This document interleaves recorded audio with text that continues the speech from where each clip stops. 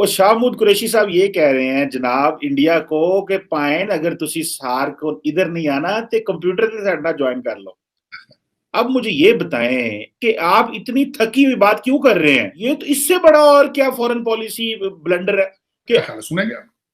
गली में एक मांगने वाला रोज आ जाता हो, सुबह बल्कि दिन में 3 दफा आता हो, तो आप कितनी दफा उसको खैरात देंगे? आप कितनी दफा उससे पूछेंगे आप भी पानी पीने को नहीं लगी?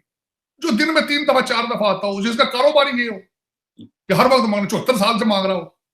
अब उनकी मर्जी है, वो इंडियन अच्छे मूड में हो तो कर ले, शायद वो फोन पे या जूम पे कर ले। ना अच्छे मूड में हो तो नहीं करेंगे। उसमें आपका आपका क्या कंट्रोल?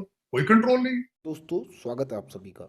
दोस्तों, जैसा कि आप सभी जानते कि पाकिस्तानी जो लोग हैं वो भिखारी तो हो ही चुका है। खैर, पाकिस्तान और वहाँ का फॉरेन मिनिस्टर कह रहा था कि इंडिया जो है सार्क को चलने दे, इसको डिसफंक्शनल ना करे। भैया एक बात बताओ, तुम लोग पूरे रीजन को डिसफंक्शनल किए हुए हो, उसका कोई जवाब देने को तैयार नहीं है। जब तुम लोगों की अफ़गानिस्तान का तालिबान बात नहीं सुनता तो तुम ये उम्मीद करते हो कि इंडिया तुम्हारी बात सुनेगा। कैसे पॉसिबल है भाई? और यार, इस बंदे ने ना बिल्कुल सही बोला है कि गली में एक बार 3-4 बार एक भिखारी आता हो मांगने और वो बार बार भीख के लिए बोलता हो, तो कितनी बार आप उसे भीख दे देंगे? कोई नहीं देगा। और यही हालात अब पाकिस्तान के होने जा रहे हैं। तो without wasting any time, let's start the video.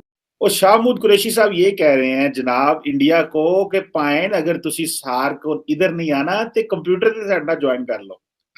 अब मुझे ये बताएं कि आप इतनी थकी हुई बात क्यों कर रहे हैं कि आप कह रहे हैं कि अगर बाकी ममालिक को तो ना रोकें, उनको इस्लामाबाद आने दें, आप कंप्यूटर पे बैठ के दिल्ली से जो है ना हमारे साथ सार्क ज्वाइन कर लें। ये तो इससे बड़ा और क्या फॉरेन पॉलिसी ब्लंडर है कि आप एक तरफ आप अपना नेशनल सिक्योरिटी एडवाइजर नहीं भेजते, आप चेयरमैन सेनेट नहीं भेजते, आप वहां पे किसी पाकिस्तानी लीडर को वहां जाने नहीं देते अगर वो बुलाते भी हैं तो। और अभी कह रहे हैं कि नहीं तुसी एंज करो कि आप जो है ना ऑनलाइन ज्वाइन कर लो सार्क को, इसको डिसफंक्शनल ना करो। तो पहली अगर डिसफंक्शनल चीजें तो रहने दो, पैरा ते पार पाओ ना, और फिर एटा एटा निको निको होने की लोड है सर इनको। तो हाउ डू मतलब ये चीजें तब होती हैं जब आपके घर में खाने को रोटी हो, जब आपके हालात आपकी पूरी दुनिया में बाहर निकल चुके हों, जब प्रेसिडेंट साहब ने स्पीच में कह दिया हो कि इस वक्त हमारी इकोनॉमी जो है इज अ नेशनल थ्रेट है, कौमी सलामती के लिए थ्रेट है, तो फिर लोग आपकी बातें सुनेंगे? आपका क्या ख्याल है, सुनेंगे आप? गली में एक मांगने वाला रोज आ जाता हो, सुबह बल्कि दिन में 3 दफा आता हो, तो आप कितनी दफा उसको खैरात देंगे? आप कितनी दफा उससे पूछेंगे आप भी पानी पीने को नहीं लगी? जो दिन में 3 दफा 4 दफा आता हो, जिसका कारोबार ही ये हो कि हर वक्त मांग 74 साल से मांग रहा हो। अब उनकी मर्जी है, वो इंडियन अच्छे मूड में हो तो कर ले, शायद वो फोन पे या जूम पे कर ले। ना अच्छे मूड में हो तो नहीं करेंगे। उसमें आपका आपका क्या कंट्रोल? कोई कंट्रोल नहीं। आपके अंदर लॉ एंड ऑर्डर के हालात खराब है, आपके अंदर रेट ऑफ गवर्नमेंट के हालात खराब है, तो दुनिया आपको क्या करेगी? आप तो देखे ना, आपकी अफगानी तालिबान बात नहीं सुनेंगे तो इंडिया क्यों सुने आपकी बात? आपकी वो बॉर्डर आपकी फेंसिंग उठा उठा के फेंक रहे हो, वो यूट्यूब पे वायरल हो चुकी है वो चीज, जिसमें वो तालिबान उतार रहे हैं, आपके ट्रकों के साथ धक्के मार रहे हैं, उतार रहे हैं। तो वो आपका क्या ख्याल है? वो नहीं देख रहे, वो भी देख रहे हैं। तो ये फिर ये सब आपने खुद किए हैं, आपकी कोई अपनी विल नहीं है। इन्हें कौम मुत्तहिदा की जनरल असम्बली ने ये मकबूजा इलाकों में जो बसने वाले हैं उनके हक खुद इरादियत की करारदाद मुतफ़िका तौर पर मंजूर की थी, और उस पर हमारे दफ्तर खारजा से जारी बयान में कहा गया था कि जो करारदाद है भारत के ज़ेर तसल्लुत कश्मीर में बसने वाले लोगों के लिए उनके हक खुद इरादियत और जबर और तसल्लुत के खिलाफ जद्दोजहद के लिए एक उम्मीद होगी। क्या उस करारदाद पर हमने कोई काम किया है? देखिए, जहाँ तक ये करारदाद है ना, ये अगर आपको तो खैर याद नहीं होगा, लेकिन 1960 में 1514 रेजोल्यूशन है, जहाँ तक मुझे याद पड़ता है, 14 दिसंबर 1960 की। तो ये जो सेल्फ डिटर्मिनेशन की करारदाद है, ये कोई नई करारदाद नहीं है। ये पिछले 30-40 साल से और कंसेंसस के साथ हो रही है। भारत भी इसको सपोर्ट करता है, इस करारदाद को, क्योंकि वो बुनियादी तौर पे जो है वो डीकोलोनाइजेशन के कॉन्टेक्स्ट में है। लेकिन भारत इस करारदाद से ये बिल्कुल साबित होता है कि सेल्फ डिटर्मिनेशन लोगों का या अक़वाम का एक बुनियादी हक है जो उनसे छीना नहीं जा सकता। और ये एक ऐसा हक है, जिस तरह आपका सांस लेने का हक है, तो हक खुद इरादियत भी इसी किस्म का एक हक है जो उन लोगों को दिया जाना चाहिए।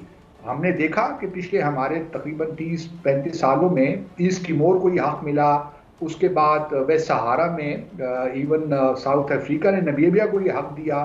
तो ये ऐसी बात नहीं। और अभी आप रिसेंटली अगर आप देखिए तो स्कॉटलैंड को भी ये हक दिया गया कि वो रेफरेंडम करके बताएं कि वो बरतानिया के साथ रहना चाहते हैं कि नहीं रहना चाहते। तो ये जो हक है बुनियादी तौर पे यूएन चार्टर बात करता है आर्टिकल 1 आर्टिकल 55 में, इसी तरह और बेशुमार रेजोल्यूशंस हैं इंटरनेशनल लॉ के अंदर इसकी बड़ी अहमियत है।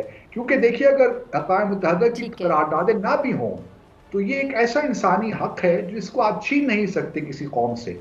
तो इस वजह से जो है मैं समझता हूं कि अब वक्त आ गया है कि भारत में जरा प्रेशर बिल्ड किया जाए, दुनिया उस पर प्रेशर बिल्ड करे, क्योंकि इस मकबूजा जम्मू और कश्मीर के डिस्प्यूट के होने की वजह से ना हमारे खित्ते में वो डेवलपमेंट हो पा रही है, ना रीजनल कनेक्टिविटी हो पा रही है, और बहुत से मसाइल आर्म्स रेस की तरफ हम जा रहे हैं। अभी देखिए ना भारत ने S-400 डिप्लॉय कर दी हैं, तो फिर हम भी कुछ ना कुछ तो उसके काउंटर मेजर्स लेंगे।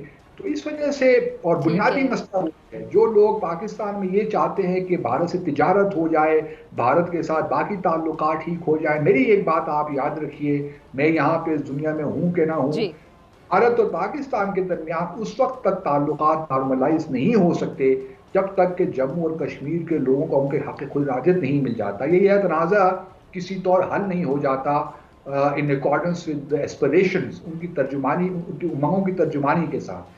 तो ये मामला, और अगर भारत चाहता है कि उसको भी एक रीजन में पजीराई मिले, दुनिया में उसको पजीराई मिले, तो भारत भी कभी अपना मुकाम हासिल नहीं कर सकता दुनिया में जब तक कि जम्मू और कश्मीर का तनाज़ा ख़त्म नहीं होता, जब तक उसके रीजन में अमन नहीं होता। ये मुमकिन ही नहीं है। तारीख इस चीज़ से भरी पड़ी है, न जाने भारत को क्यों समझ नहीं आ रही इस बात की। लेकिन जब तक हम ये इक़दामात नहीं लेंगे, जब आप खुद इक़दामात नहीं लेंगे जो आप ले सकते हैं, तो दुनिया से भी आप तवक्कुआत नहीं रख सकते हैं कि वो आपके साथ खड़े हों।